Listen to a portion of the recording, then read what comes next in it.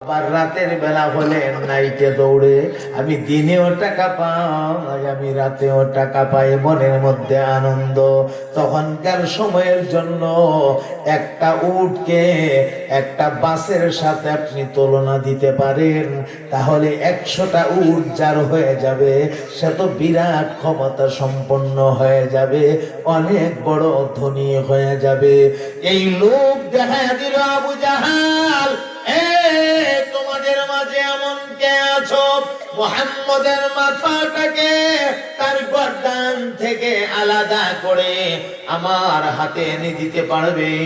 আমি কথা দিলাম 100 উট পুরস্কার দেওয়া হবে। এত বড় কঠিন কাজ রে ভাই, কেউ সাহস করে না, কারণ নবীর কথা এনে তারা মানে না। কিন্তু নবীর তো দেখে মনে মনে চিন্তা করে, এত সুন্দর মানুষটারে কেমনে কতল করব। এটা মেজাজে দেয় না, তবিয়তে দেয় না। একটা লোক মাঝখান থেকে লাফ মেরে দাঁড়ায় গেছে। এই লোকটার নাম ওমর ইবনুল খাত্তাব। ওমর ইবনুল খাত্তাব লাফ মাইরা দাঁড়ায় কো, আমি পারবো, আমি পারবো, যদি পারো আমি আমার ওয়াদা রক্ষা করব, 100 উট আমিও দেব। যাও যাও মুহাম্মদের মাথা নিয়ে আসো। এমনি ওমর দৌড়ায়া বাড়িতে এসে এক হাতে একটা তলোয়ার উঠালেন, আরেক হাতে একটা ব্যাগ। বর্তমান যুগের ভাষা বললাম ব্যাগ, তখনকার সময় তোর ব্যাগ ছিল না, থলে ছিল। থলে ওই যে মাথাটা আনার জন্য একটা থলে নিছে, বুঝার স্বার্থে বলছি ব্যাগ নিছে, ব্যাগ। এটা দিয়া নবী পাকের মাথা আনবে, এক হাতে তলোয়ার আর এক হাতে ব্যাগ। আমার নবীর মাথা গর্দান থেকে আলাদা করে নিয়ে আসবে। ওমর ইবনুল খাত্তাব নবী পাকের সন্ধানে দৌড়াইতে আছে। এক জায়গায় গিয়া রাস্তার মোড়ে নাঈম ইবনে আব্দুল্লাহ নামে এক ব্যক্তির সঙ্গে মোলাকাত হয়ে গেছে।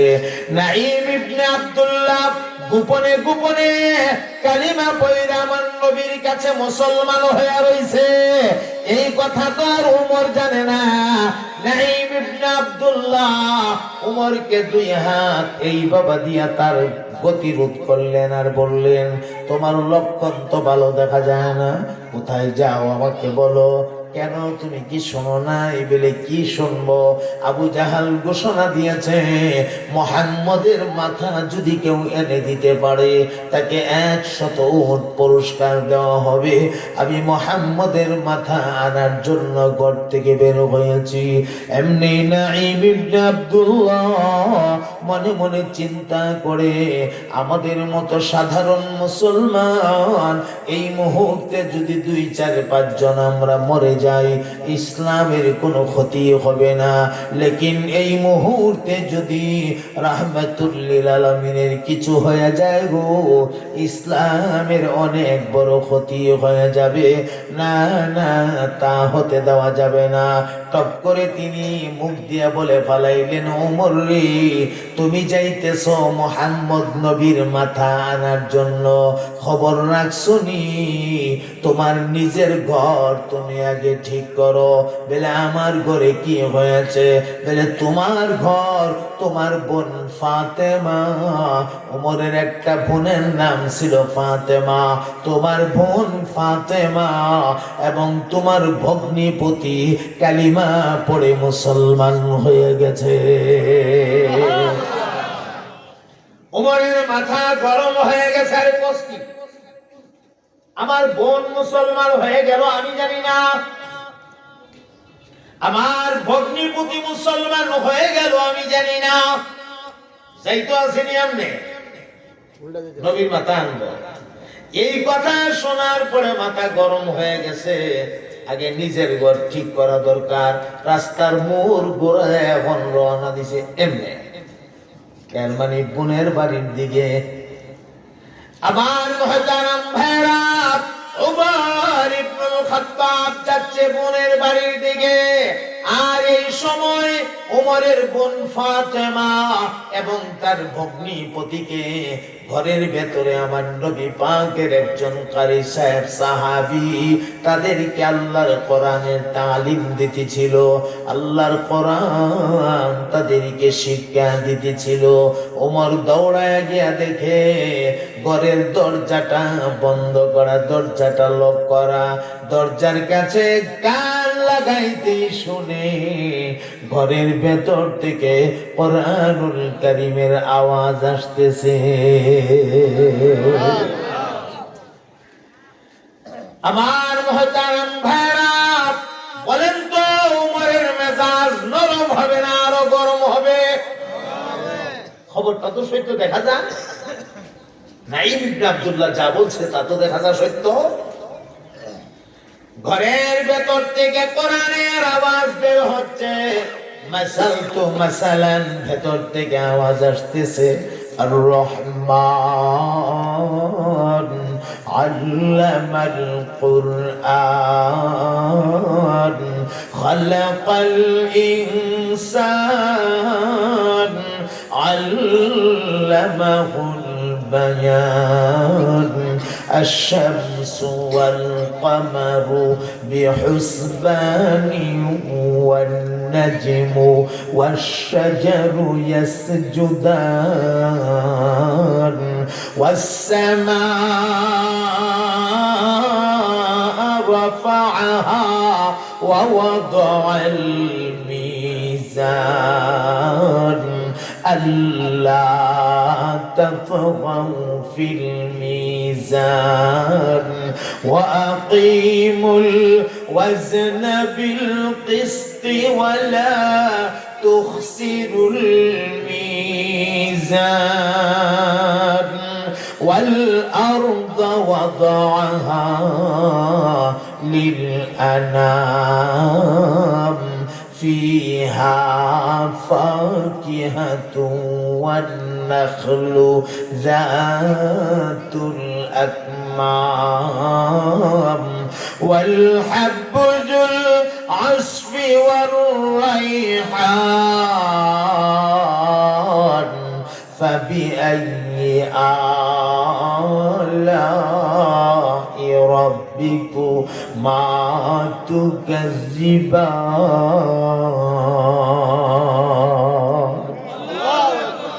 আমার ভাইরা, কোরআনুল কারীমের আওয়াজ যেই মাত্র ওমর ইবনুল খাত্তাবের কানে বাইজা গেছে, রাগ আরো বাইরে গেছে।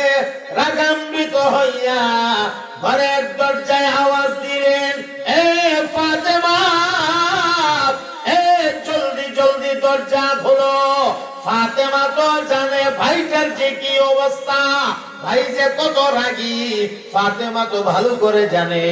ওই যে সাহাবী কোরআন শরীফে তালিম দিতেছিলেন, ফাতেমা ডাক দিয়া কয়, কারি সাহেব আপনি কোরআন শরীফ কানে দয়া করে একটু লুকায়া যান।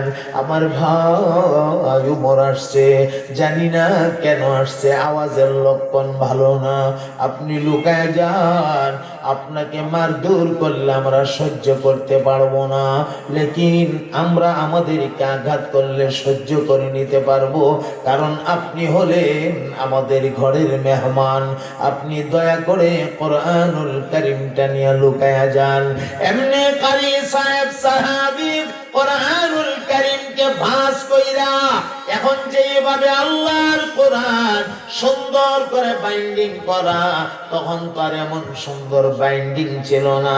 যখন যা নাজিল হইতো গাছের পাতায় লেখা হইতো, অথবা গাছের ছালের মধ্যে লেখা হইতো, অথবা পশুর চামড়ার মধ্যে লেখা হইতো।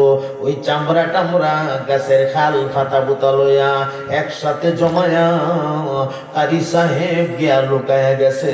ফাতেমা টান দিয়া দরজাটা খুলে দিয়েছে।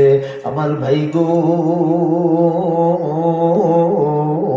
দরজা খুলে দেওয়ার সঙ্গে সঙ্গে ওমর ইবনুল খাত্তাব ফাতেমার চেহারা বরাবর তলোয়ারটা ধরছে, দুইটা চোখ লাল কইরা ডাক মারছে, রে ফাতেমা,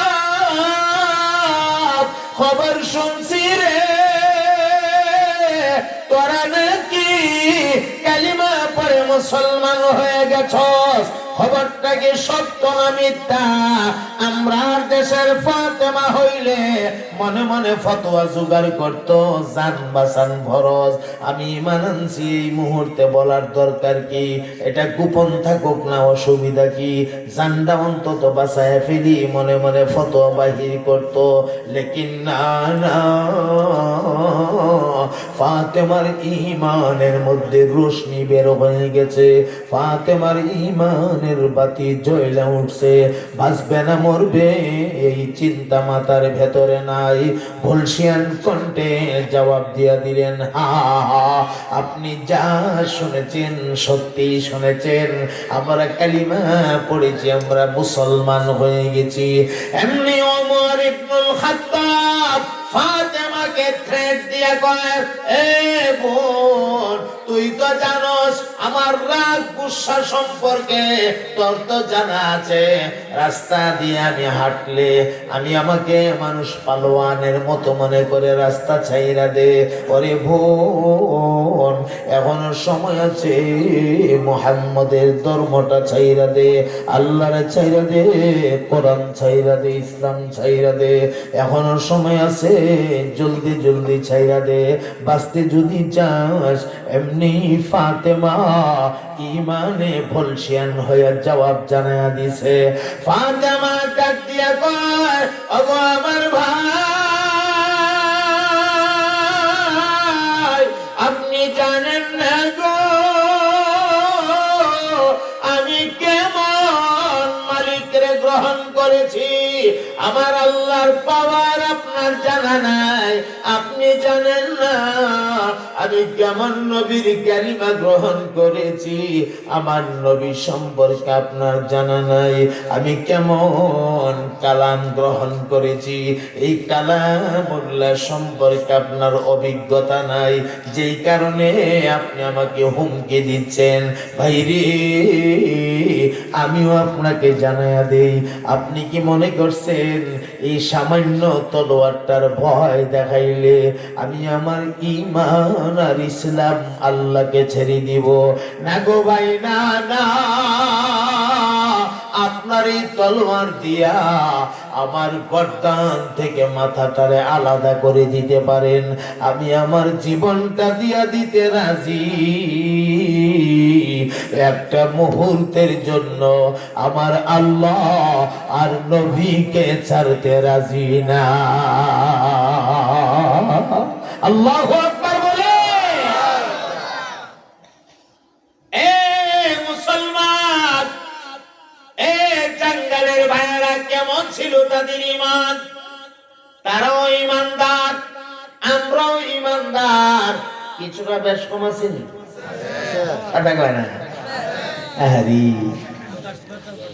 আকাশ পাতাল ব্যবধান। একজন মুরব্বী বলেছেন, আহারে তুলনা করা যায় না, সাহাবায়ে কেরামের ঈমানের সাথে তুলনা করার কোনো সুবিধা নাই।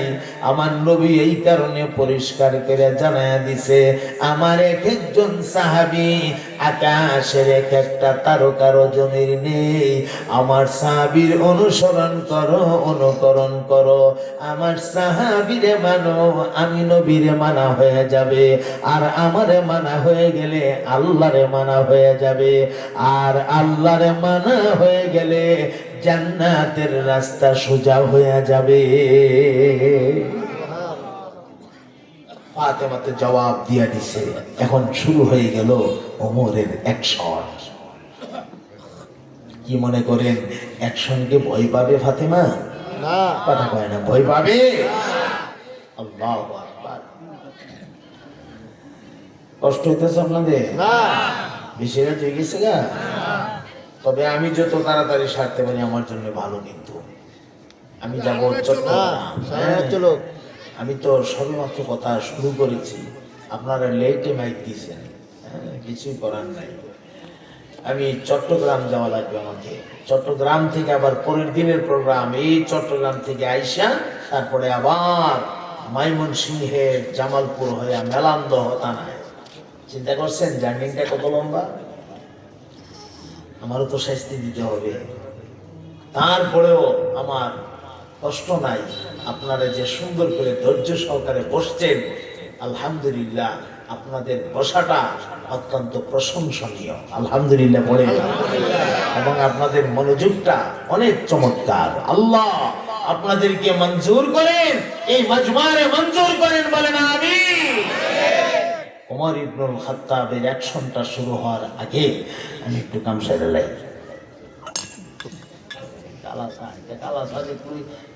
এক কথা মনে হয়েছে, ও আর কই না।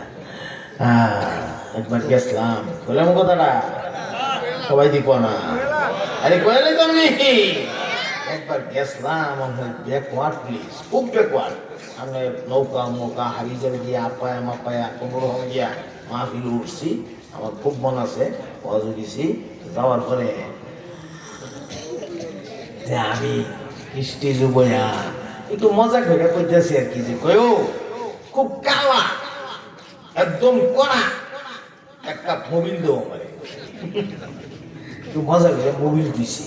তাহলে বলো আমার যারা আছে এরা তো বুঝে গেছে, এরা বুঝা চা একটা নাইনা দিছে, চা দিছে, আমি চা খাইছি, চা খাই ওই কাপটা রাখছি, রাখার উপরে এই 5-7 মিনিট যেতে না যেতে দেখি আরেকটা চা আইছে কাছের কাপের মধ্যে, কালা খিতাও সাংঘাতিক কালা, একদম কড়া লিগার।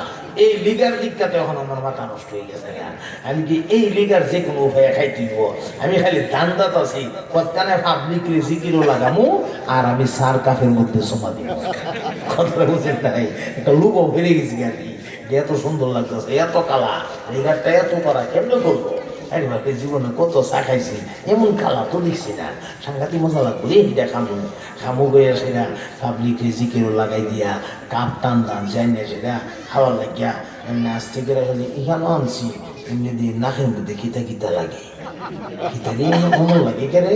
কাপটার মধ্যে ধরলাম, ধরে দেখি ঠান্ডা, ঠান্ডা থাকতো কেরে, আর তো গরম হলে থাকবো।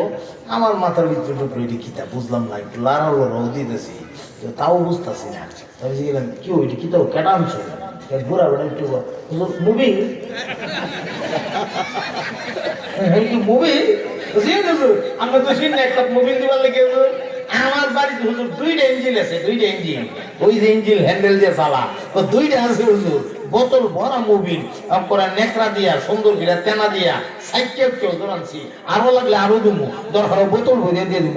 আপনি মোবিল খাইনি এটা কইতেন না মারে, আমার বাড়িতে তোর মোবিল আছে, খাই নজর খাই না, মজা পাই না, আমারে কয় না খাইতাম আমি। আর ধরে তুই বাপরে বাপ, মানুষ এখনো আল্লাহর দুনিয়ায় এত সরল আছে, মাঝে মাঝে এখনো কিছু সরল মানুষ খুঁজা পাওয়া যায়। হঠাৎ আমরা সামনে বলে না, আমি ভাবনা তৈরি গেছি, লোকটা তো মন থেকে করছে, লোকটা যা করছে মন থেকে। হুজুরে মোবিলের কথা কইছে, হুজুরে মনে মোবিল খায়, এটা তো মনে আনন্দ দিকে আমার লাগে মোবিল লইছে, আমি যদি সোমাটা বাইরে দিতাম অবস্থাটা কি হইল? আল্লাহ যে আমার বাঁচাইছি, আমি তো নিয়ে আসি যেই লোক করছিলাম, যদি টান একটা বাইরে দিতাম তা তো বললাম অভিজ্ঞত। এরপরে এই কালা চা দেখলে এটা মনে হয়ে যায়, কথাটা বুঝছেন নি? তোমরা সোমা দেলাই দিতাম নি, এটা মোবিল না, আপনারা মোবিল খাওয়াই না, আপনারা বলা বেটা পুরা বেড়াতে খাওয়াইছে মানে।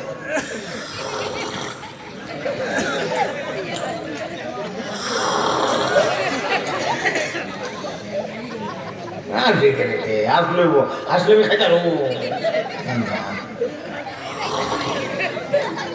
আচ্ছা যাক গেল গা, ঘুম টুম আছে আর ঘুম আছে। যখন আবার ওয়াজ শুনবেন একটু ঘরে আবার আরেকটা ওয়াজ করুন, ঘুমটা যাবে লেগে। হ্যাঁ আচ্ছা, এখন আসেন আমরা মূল ওয়াজে ফিরে যাই। গল্প করলাম মাঝখানে, ঘুমটা দৌড়াইলাম, আপনারা তন্দ্রা ভাব থাকে অনেক সময়, আর গভীর হইলে হালকা একটু তন্দ্রা ভাব আয়ে, আর গভীর রাতে আমরা ওয়াজ হইলে এমন ফাঁকা থাকে 2-1টা ডুস আমরা ছাড়ি, এতে প্যাকেট করে ধরে আপনারা লাগিয়া মন রাখি, বুঝলে তো অসুবিধা দরকার, যে আমার যা ঘটে তা আমরা মাথা রাখি। যাই হোক, এখন ওমর ইবনুল খাত্তাব যেই মাত্র বলে কইছে আমি জীবন দিতে পারি, আল্লাহকে ছাড়তে পারি না। উমরের রাগ বাড়বো না কমবো? বুঝা খালি বাড়ে। ওই একবার রাস্তা কয়ে দিল এক বেড়া, তোমার বোন ফাতেমার বগ্নিপতি মুসলমান হয়ে গেছে গা, এমনিতে বেড়ার মিটার উঠে গেছে গা, দৌড় দিয়ে আইসা বাড়ি খানো আয় দেখে কোরআনের আওয়াজ, মিটার আরো উঠছে। বড় বোন রে জিগা, আমরা ইমান আনছি, মিটার আরো হাই আরো হাই, মিটার ভাই হাই কাছে উপর উঠতেছে। ওখানে আবার কয় জান দিতে পারি, ইমান ছাড়তে পারি না। ও আল্লাহ, আহ্বান করতা ওমর রাগাম্বিত এক বোন, এখনো সময় আছে, তোকে সুযোগ দিলাম, আমারে তো চিনস। চিনি তোমারে, তুমি কিতা করবা? তুমি দিয়ে পারবা, তোমার হাতে একটা তলোয়ার আছে, আমার জমিনের সহায় জবাই করবা, উদ্দৃত তোমার কাম, এরপর আর চেষ্টা করতে পারবা। আরো যদি জিনিস হইল তাই আমার টুকরা টুকরা টুকরা টুকরা করবো, এই তো এর বাইরে যদি কিছু করতে পারতো না, আর কি করবা? শেষ তো তুমি তো জবাই করে সাইরা লেছো, তোমার কাম শেষ, কিন্তু আমার কাম জবাইয়ের পর থেকে মাত্র শুরু হইব। সুবহানাল্লাহ কোন না? ইমানদারের কাম শুরু হয় কখন থেকে? মৃত্যুর পর থেকে। এখন যে হায়াত, ইতানের নামগুলো হায়াতই না, আখেরাতের তুলনায় এখনের হায়াতটা কোন হায়াতই নাই। যে সামান্য হায়াতটা পরকালের হায়াত চলে, আসল হায়াত মৌতের পর থেকে যা শুরু হবে সেটা হলো মূল একটা হায়াত। ওই হায়াতের জীবনে শান্তি পাইলে তাইলে আমি শান্তি। কথা বলেন ঠিক কিনা? আর হিয়ানো যদি ভেসলাইতে যারে ভাই ধরা খাইয়া যা, মহা বিপদ হইয়া যাবে। আমার মহতারাম দোস্ত, ওমর ইবনুল খাত্তাব ফাতেমাকে বারবার জিজ্ঞাসা করার পরে যখন একই জবাব আসে, এমনি তলোয়ারের ঘাড়া দিয়া, তলোয়ারের ধার জায়গা দিয়ে আঘাত করে না, কারণ মাইরা লাওয়া তো উদ্দেশ্য না, বোন তো ধার জায়গা দিয়ে একটা দিলে তো শেষ, মারণ তো উদ্দেশ্য না, উদ্দেশ্য শাস্তি দেই। দেখি মুহাম্মদের ধর্মটা ছাইরা আমরার বাপ দাদার ধর্মটার মধ্যে নিয়ে আসা পড়ে, উদ্দেশ্য তো এটা। এই কারণে তলোয়ারের ঘাড়া দিয়ে ফাতেমার শরীরে আঘাত করতে শুরু করলেন। এ মুসলমান, তুমি আমি মুসলমান, ইমানের জন্য তো কোনোদিন নির্যাতিত হয় নাই, নিপীড়িত হয় নাই। ফাতেমা সারাটা শরীর জখম হয়ে গেছে, কোন জায়গা রক্ত জমা গেছে, কোন জায়গা চামড়া ফাইটা রক্ত বাহির হয়ে গেছে। যন্ত্রণার সহ্য করতে পারে না ফাতেমা শুয়ে গেছে জমিনে, গলা কাটা মুরগিটার মতো জমিনে ছটপট ছটপট করতেছে। আর ওমর বারবার আঘাত করে আর কয়, এখনো সময় আছে, বল মুহাম্মদের ধর্মটা ছাইরা দিছস, বল। না রে ভাই না, জীবন দিতে পারি, আমার নবী পাক আমি ছাড়তে পারি না।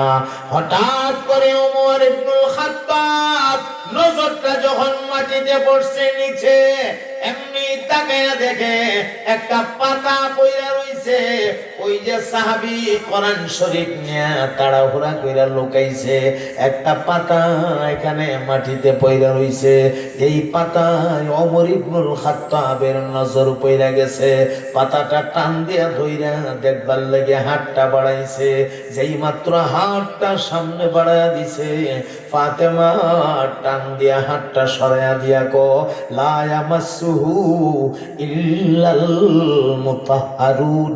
এটা দুনিয়ার কোনো মানুষের কালাম না গো, এটা আমার মাওলা পাকের কালাম। আমার মাওলার কালাম না পাক শরীরে ধরা চাওয়া যায় না। তুমি নাজিস, তুমি না পাক, আমার মাওলার কালামে তোমারে ধরতে দেব না কয়া পাতাটা নিয়ে গেছে। ওমরের মনের মধ্যে একটা প্রশ্ন জাগলো, ঘটনাটা কি?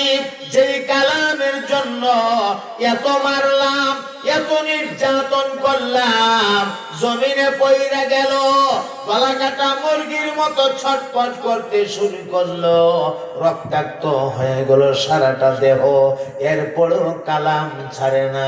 তাহলে কালামটা কি অন্তত এক নজর দেখা দরকার। এমনি ওমর দৌড় মারছে,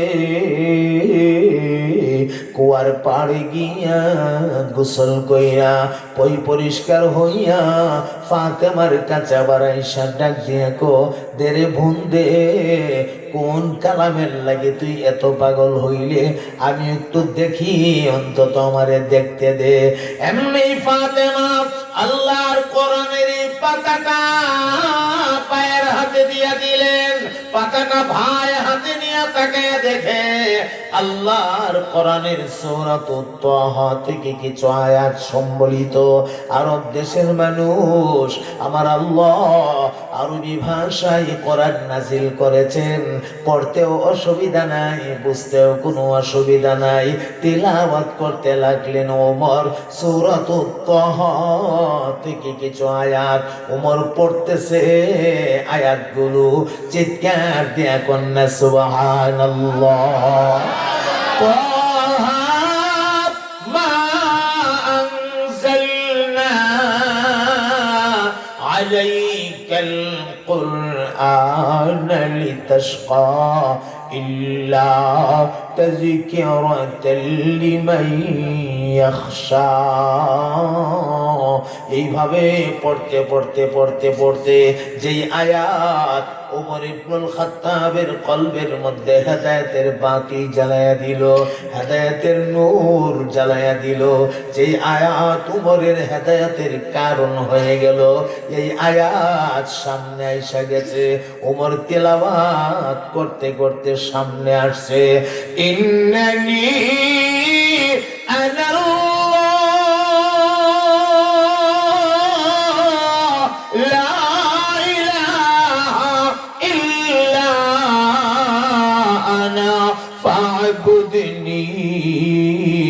واقم الصلاة لذكري।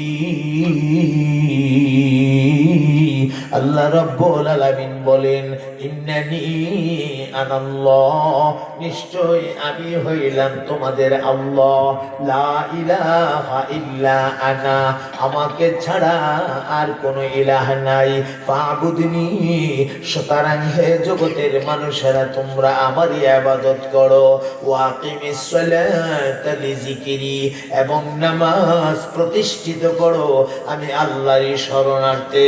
আমার মহতারাম বন্ধু, আয়াতটা পড়া মাত্রই কেমন জানি ওমর ইবনুল খাত্তাবের চেহারার মধ্যে যে একটা রাগান্বিত ভাব ছিল, ওই রাগান্বিত ভাবটা চলে গেছে।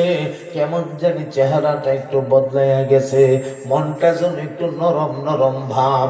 আমার আল্লাহর কুদরত রব্বুল আলামিন ওমরের কলবে হেদায়েতের আগুন লাগায়া দিছে, হেদায়েতের রোশনি আর বাতি আমার মাওলা জ্বালায়া দিছে। ওমরের কলিজা ভাইয়া গড়গড় কইরা দুই চোখ দিয়া পানি বের হতে আছে। এমনি ওমর হাতটা সামনের দিকে বাড়াইয়া দিছে, আমার হাতে ধরে বন্ধ, আমি তোরে উঠাই, তোর সাথে আমি দুইটা কথা কই, আমারে ধর।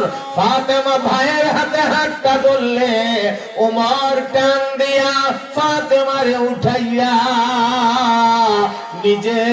নিজের চাদর দিয়া, ব্যবহারের চাদর দিয়া ফাতেমার যেই জায়গাগুলি জখম হয়ে গেছে, ফাইটা চামড়া ফাইটা রক্ত বের হয়ে গেছে, এই জায়গাগুলো নিজের হাত দিয়া দিয়া পরিষ্কার করতেছে, আর ঝরঝর করে উপরের চোখ দিয়া পানি পড়তেছে। এক পর্যায়ে ডাক দিয়া কো, ভনরি আমারে মাফ কইরা দিস, আমারে মাফ কইরা দিস, তুই মাফ না করলে আমি পরকালে কিন্তু আটকায়া যাব, আমার পরকাল আমার জন্য ভয়ঙ্কর হয়ে দাঁড়াবে। এ বোন, আমি যেই কালামটা পড়ছি রে, এটা ঐশী এক বাণী, এটা দুনিয়ার কোন মানুষের বাণী হতে পারে না, ইয়াকিন হয়ে গেছে এটা আল্লাহর কালাম, আল্লাহর কালাম, কালামুল্লাহ। আল্লাহু আকবার বলো, আল্লাহু আকবার বলো। এ ফাতেমা, আমার ইয়াকিন হয়ে গেছে এটা কালামুল্লাহ, এটা দুনিয়ার কোন মানুষের কালাম না রে বোন। আবার লয়া যা, তাড়াতাড়ি লয়া যা। যেই নবীর ধর্ম গ্রহণ কইরা তোর জীবনটা ধন্য হইছে, ওই নবীর কাছে আমার লয়া যা। আমি কথা দিলাম, আমিও কালিমা পড়বো, আমিও মুসলমান হইয়া যাব। আওয়াজ দিয়ে বলেন মুসলমান হিদায়াতের মালিক কে? আল্লাহ। আরো জোরে, আরো জোরে, জোরে বলো আল্লাহ। মহাব্বতে ঠোঁট গোলা গোল করে কলিজা থেকে আল্লাহরে ডাকতে হবে। আল্লাহ আল্লাহ আল্লাহ আল্লাহ আল্লাহ আল্লাহ আল্লাহ আল্লাহ আল্লাহ আল্লাহ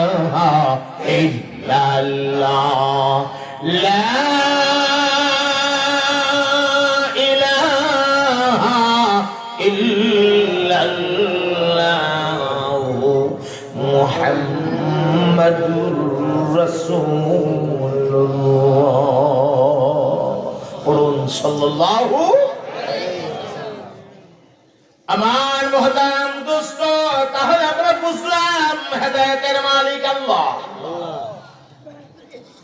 ওমর ইবনুল খাত্তাব ডাক দিয়া কয়, আমারে লয়া যা, নবীর কাছে লয়া যা। ওই যে সাহাবী কোরআন শরীফ লয়া ঘরের কোনায় লুকাইছেন, মনে আসেনি? সাহাবী দেখে লক্ষণ ভালো, আস্তে করে বের হয়ে আসছে। ওমরের বোন ফাতেমা, ওমরের ভগ্নিপতি, আর এই সাহাবী ওমর, মোট কয়জন হলো? 4 জন রওনা দিয়েছে আমার নবী পাকের দরবারে যাবে। আল্লাহর নবী তো তখন গোপনে গোপনে দাওয়াত দেয় একটা পাহাড়ের টিলার আড়ালে। সাহাবায়ে কেরাম আজমাইন সংখ্যা তো খুব কম, তাদেরকে বসায়া অবতরণকৃত ওহীর বর্ণনা নবী পাক দিতেছে। এমন সময় এই 4 জন মানুষ গিয়া পেছনে দাঁড়ায় গেছে। সাহাবীরা টেনশনে পড়ে গেছে, একজন আরেকজনের সঙ্গে হানাহানি কানাকানি করতেছে। ফিস ফিস করে কয়, ঘটনা কি রে? এখানে তো 3 জন মুসলমান, একমাত্র ওমর মুসলমান না। আবার ফাতেমার দেখা যায় রক্তাক্ত অবস্থায়। মনে হয় গো এরারে মাইরা জিম্মি কইরা লই আইছে। তোরান নবী কই আছে? তোরান নবীর কাছে আমারে লইয়া যা। মনে হয় তারারে জিম্মি কইরা লই আইছে। লক্ষণ বালা না, আজকে মনে হয় নবী পাকের উপরে আক্রমণ করতে পারে, লক্ষণ ভালো দেখা যায় না। আমার মুহতারাম দোস্ত, এমন অবস্থার মধ্যে হযরতে জাফর ইবনে আবি তালিব আমার নবী পাকের একজন ভলসিয়ান সাহাবী ছিলেন। দেখতে অনেক বড়, অনেক সুঠাম দেহের অধিকারী, শক্তিশালী। জাফর ইবনে আবি তালিব মাঝখান থেকে লাফ মাইরা দাঁড়ায় গেছে। জাফর ইবনে আবি তালিব দাঁড়ায় ডাক দিয়া কো, নবী গো, টেনশন নিয়েন না, টেনশনের কোনো কারণ নাই। আমি জাফর আছি, আমি আপনাকে সান্ত্বনা দিচ্ছি, আপনাকে সাহস দিচ্ছি। আমি কথা দিলাম, ওমর যদি আপনার সামনে আজকে দাঁড়ায়া কোন রকমের বেয়াদবি করে, ওমরের হাতের তলোয়ার দিয়া তার গর্দান থেকে তার মাথা আলাদা করে দেওয়া হবে। আসছে জিন্দা থেকে জিন্দা যেতে দেওয়া হবে না, আমি তাকে বানায় দেব মুর্দা। এমন সময় আমার নবী ডাক দিয়া কয়, না রে জাফর, না না, ওরে আমার সাহাবীরা, উমরকে নিয়ে এরকম চিন্তা ভাবনা করা তোমাদের ঠিক হবে না। তোমরা জানো না, ওই গত রজনীতে আমি নবী আল্লাহ রাব্বুল আলামিনের কাছে দোয়া করেছিলাম, আল্লাহ, ওমর অথবা আবু জাহাল, এই দুইটা শক্তির কোন একটা শক্তিকে আপনি দয়া কইরা ইসলামের জন্য কবুল কইরা নেন। আমার নবী ডাক দিয়া কয়, সাহাবীরা রে,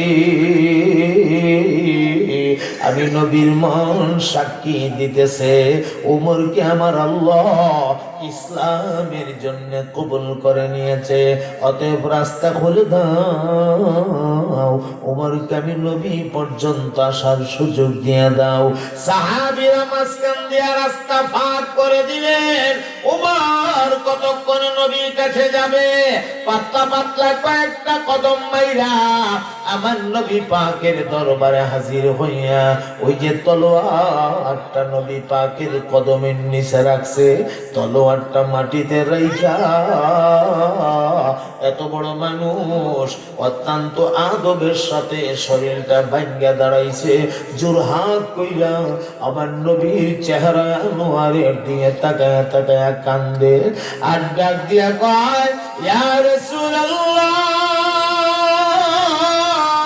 আমি বুঝতে পারি নাই গো, আমি বুঝতে পারি নাই, আমি যা করেছি আবু জাহালের সরা পরামর্শ করেছি। ইয়া রাসূলুল্লাহ, এতদিন আপনাকে গাল বন্ধ করেছি, অনেক কষ্ট আপনাকে দিয়েছি কেন নবী, আপনি দয়া করে আমারে মাফ করে দেন। আজকেও আপনার মাথা নেওয়ার জন্য ঘর থেকে বের হয়েছিলাম, আমার কলবে আপনার মোহাব্বত পয়দা হয়ে গেছে, আমার কলবে কোরআনুল কারীমের মোহাব্বত পয়দা হয়ে গেছে। গেছে, আমারে দয়া কইরা কালিমাটা পড়ায়া ইসলামের শীতল ছায়ার নিচে জায়গা করে দিন। সাথে সাথে আমার নবী পাক হাতটা বাড়ায়া দিয়া উমরের হাতের উপরে হাতটা রাইখা পড়ায়া দিলেন, আশহাদু আল্লা ইলাহা ইল্লাল্লাহু ওয়া আশহাদু আন্না মুহাম্মাদান আবদুহু ওয়া রাসূলুহু। জোরে জোরে বলে দিন না আলহামদুলিল্লাহ। ওমর কালিমা পড়ে মুসলমান হয়ে গেছে।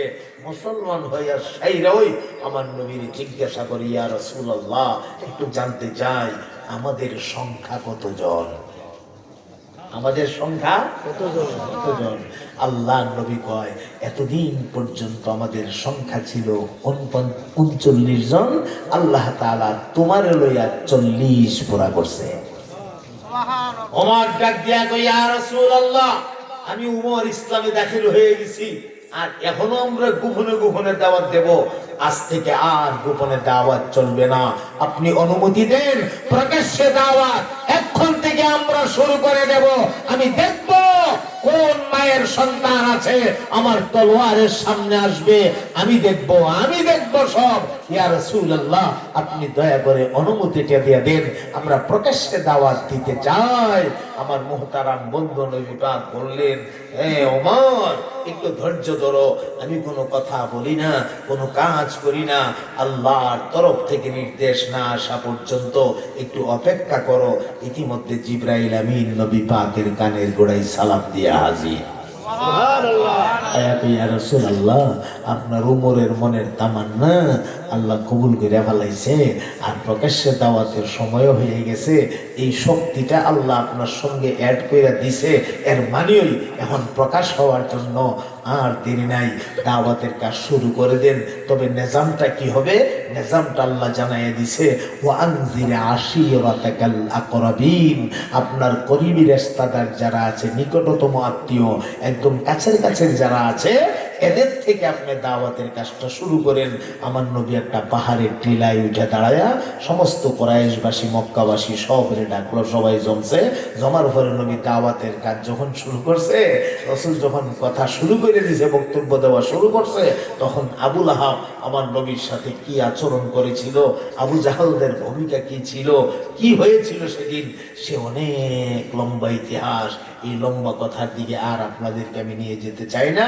আমার মূল টার্গেট হেদায়েত, হেদায়েতের মালিক আল্লাহ। ইন্নাকা লা তাহদি মান আহবাবতা ওয়ালাকিন্নাল্লাহ ইয়াহদি মান ইয়াশা। আল্লাহ যাকে খুশি তাকে দ্বীনের সহি সমঝ দান করে, যাকে খুশি তাকে দেয় না। এটা রব্বুল আলামিনের হাতে। ঘড়ির কাঁটা 12টার উপরে বেজে গেছে। এই জন্য আমি, আপনারা যে সুন্দর করে বসছেন, মন চাইতেছে কথা বলার জন্য, কিন্তু হাতে সময় না থাকার কারণে আর সময় দিতে পারতেছি না। আমি তো আপনাদের মানুষের প্রতি